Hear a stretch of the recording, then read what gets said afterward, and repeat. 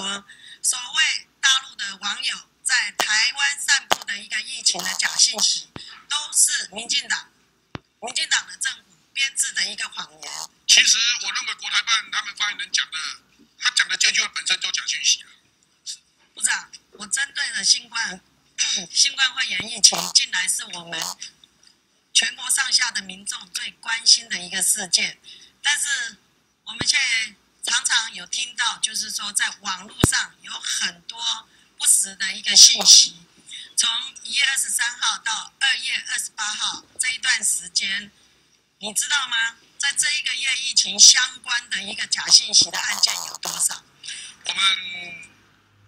内政部警政署到现在是有178件嘛，哈。对。那我们已经移送100人，那移送69件有100人，所以我们现在还有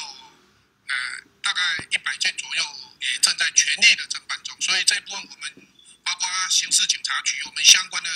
警政单位都全力在追击中。显然就是说，你也看到了这个网络的一个假信息的一个猖獗，那甚至就是说，这些假新闻还这个提升到就是说伪造我们国家的一个公文。这个信息你知道吗？这个我了解。那我们也有，我只要一收到，我自己只要看到这个东西，我就立即传给署长。在本席的一个所在的台南也中标了，竟然离谱的传出说疫情失控，那个浮尸满河，这样子这么夸张的一个情形，我在这里要跟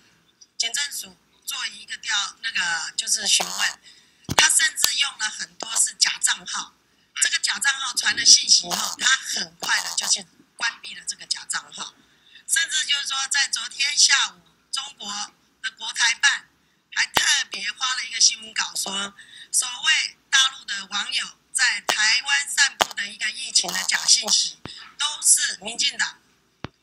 的政府编制的一个谎言。请问部长，你怎么看这一则信息？其实我认为国台办他们发言人讲的，他讲的这句话本身就假讯息了。事实上，这假讯息都从中国来的。刚刚其实前2天署长还有局长都有跟我提到，这一些的 IP 都是在很多在国外甚至也有在中国的而且有时候是跳板的他会跳再跳到台湾来的。所以事实上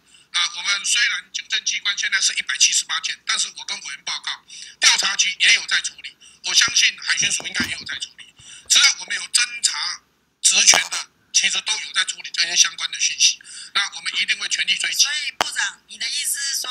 我们对于这个境外防治的一个假信息，你们有一个很积极的作为？我们一定积极的在办，有非常积极的一个作为，一定非常积极的。好，那针对的就是